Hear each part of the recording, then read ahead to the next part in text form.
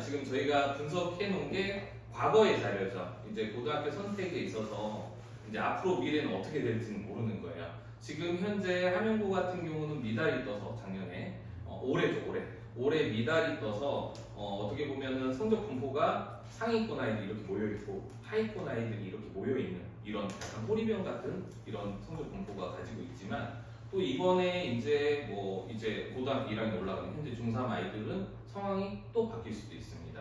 그리고 내신이라는 것 자체가 선생님에 의해서 많이 좌지우지 되기 때문에 지금 현재까지 경향성으로 보면 솔직히 배곡고 내신이 가장 어렵고요. 수학 기준입니다. 다른 과목 말고요.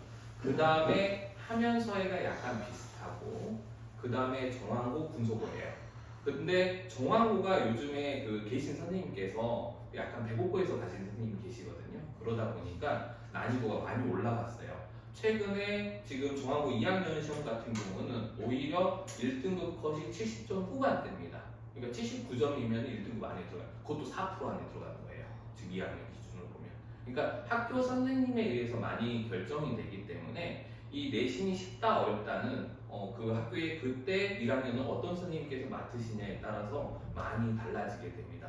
물론 아이들의 수준이나 이런 것들은 조금 어머님들도 어느 정도 익히 들어서 아시겠지만은 이 상위권 기준으로만 볼게요. 한 20% 있는 아이들 기준으로 본다면 제 주관적인 내용입니다. 이거는 공식적인 건 아니고요. 지금 배곡고가 가장 이제 그 상위권이 많이 몰려 있고 그 다음에 함영고, 서해고, 정황고, 군소고 순이에요.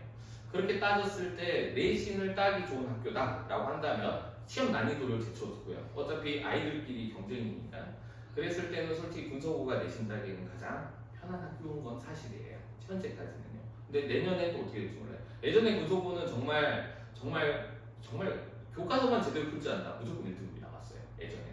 근데 요즘에는 그게 소문이 워낙 많이 나가지고 아이들이 나는 내신 따로 군소고 할 거야. 이렇게 해서 상위권 아이들이 많이 이렇게 넘어가는 친구들도 있어요.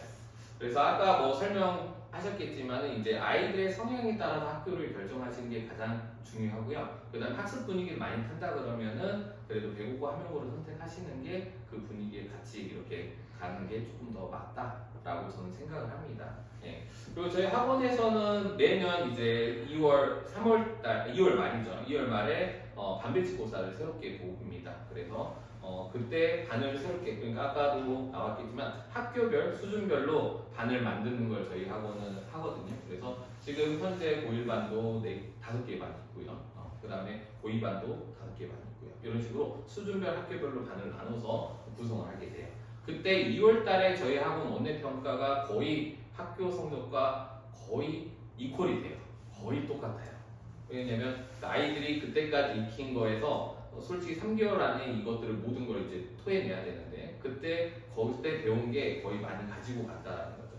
그래서 현 시점에서 중3 아이들한테 제일 중요한 거는 이번 기말고사가 끝나고 방학 되기 전 방학까지 해서 놀지 말고 미리 고등학교 올라가기 전에 그래도 한 1년치 적어도 한 학기 정도 또는 1년치를 그래도 한 번 정도는 학습을 하고 갈 수 있는 시간들을 어머니께서 좀 배치를 하셔서 방학이라고 아침에 애들 다 똑같잖아요.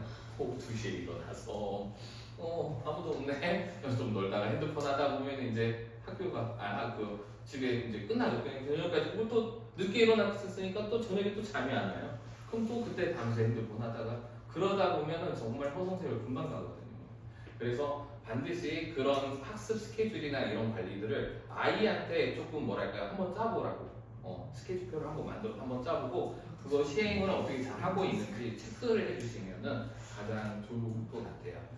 저는 제일 중요한 순간이 바로 지금 중3 아이들이 고등학교 올라가기 전에 어떻게 준비했느냐가 가장 중요해요. 이미 올라가면 그때부터 선행이 무의미 아닙니다. 선행을 할 수가 없어요. 이제 현행을 따라가기 바쁘기 때문에 지금 할 수 있는 기간은 지금 이 시기인 거고 그 다음에 고등학교 선택 이게 1차 입시입니다. 우리가 물론 대입이 가장 중요한 거긴 하지만은 그 대입을 하기 위해서는 고등학교 성적이 절대적이라는 거는 어제 오신 분들은 아실 거예요. 어제 오신 분들은 내신 성적이 굉장히 중요하고 그 내신으로 입시를 한다. 그래서 일반고가 오히려 더 유리할 거며 특목고 자사고보다 일반고가 조금 더 유리하게 될 가능성이 높기 때문에 정시도 내신 비율이 높습니다. 이제 40% 가까이 되기 때문에 그런 것까지 생각한다면 무조건 내신 잡고 가야 된다. 그러면은 1차적으로 고등학교 선택을 어떻게 하냐. 근데 분명히 싸우시는 분들도 있어요. 아이들하고 어머님들하고 야 그래도 학습 분위기는 하는 거지. 근데 아들은 또 엄마 정하고 내 친구 나 친한 친구니까 나 거기 같이 가고 싶어. 이런 케이스들이 굉장히 많아요. 근데 뭐가 답이라고는 말씀드릴 수 없지만은 아이들한테도 어느 정도의 선택권을 주시는 게 좋아요. 그러니까 공부는 본인이 하는 거기 때문에. 근데 물론 너무 친하고 그 친구가 어떻게 보면은 본인 아이의 그 학습 분위기를 끌릴 수 있는 친구들도 있죠. 물론 좋은 친구만 있는 건 아니니까요. 그런 경우에는 과감하게 단절을 시켜주시는 게 좋고 친구 따라서 장난을 하거든요 정말로.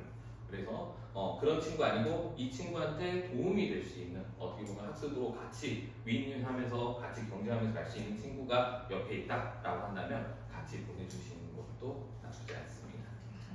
네.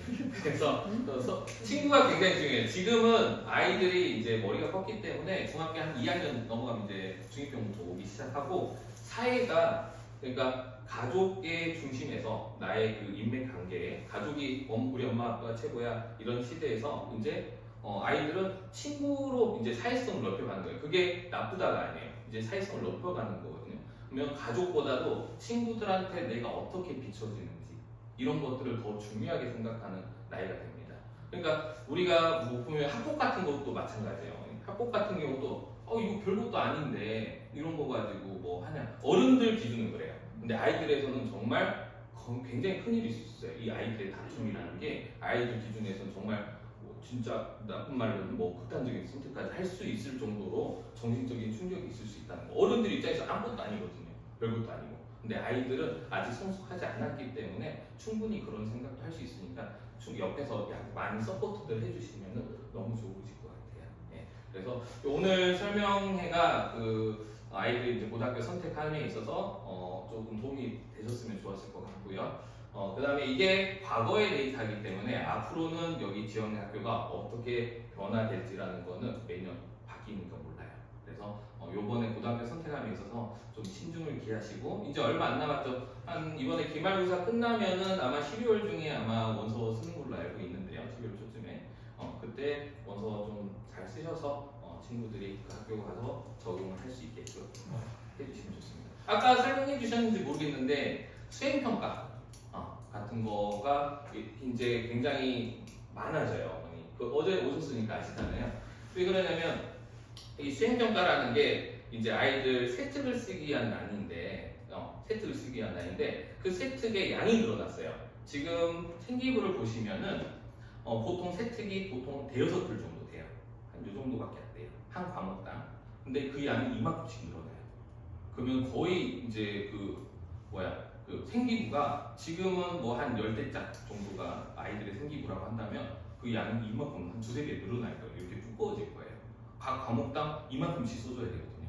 그럼 수행평가를 늘릴 수밖에 없어요. 그걸 쓰려면은 선생님이 없는 사실을 막 만들어낼 수 없잖아요. 아이들이 뭘 조사를 해갖고 뭘 어떻게 했다라는 걸 객관적으로 보여줘야 되기 때문에 수행평가가 늘어나고 근데 수행평가도 중학교도 마찬가지지만 고등학교 때도 굉장히 중요하죠. 왜냐면 지금 현재 기준으로 보면 중간고사 30%는 기말고사 30% 수행평가가 40%예요.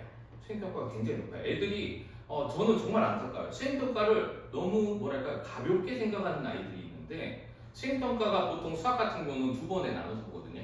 한 번 수행평가가 20점짜리예요. 20점짜리. 중간고사가 30점인데 비중이 어마어마하게 높습니다. 근데 아이들이 1점 깎였어요 하면서 그냥 웃어요. 별거 아니라는 거죠. 그 1점이 중간고사 기준으로는 한 문제 반이에요. 6, 7점이 되는 겁니다. 그러니까 아이들도 그런 것들도 집에 가셔서 말씀해 주시고 수행평가 기간에는 좀 더 아이들 어디 데리고 나가지 마시고 수행평가 준비할 수 있게끔 도와주시면 됩니다. 예. 예. 언제든지 제가 이제 도움이 드릴 수 있는 부분이 있으면은 드릴 테니까요. 학원으로 연락 주시면 그런 자세한 상담이나 이런 거 해드릴 수 있고요. 지금 아까 이제 고등학교 우리 내신 성적만 이렇게 아이들한테 보여줬는데 저희 학원 출신 친구들이 6개월도 나쁘지 않아요. 아까 메디컬 반 말씀하셨는데 저희가 이제 과거에 이제 메디컬을 몇 명을 보냈죠. 저희 학원에서도 배국고에서 이제 많이 가는 추세이긴 한데 매년 작년을 제외하고 그 전년도 그 전전년도 그 전전전년도까지는 의대를 다 보냈어요 학교에서. 그래서 그런 것들도 저희가 이시도 같이 컨설팅을 하니까요. 저 뭐 돈 받고 하는 거 아닙니다. 네. 그래서 그런 거 혹시 필요하신 거 있으시면 언제든지 저한테 연락 주시면 제가 아는 한도 내에서 자세하게 설명해 드리도록 하겠습니다. 오늘 바쁘신데 이렇게 와주셔서 너무 감사하고요. 네. 다음에 또 기회가 있으면 또 뵙도록 하겠습니다. 감사합니다.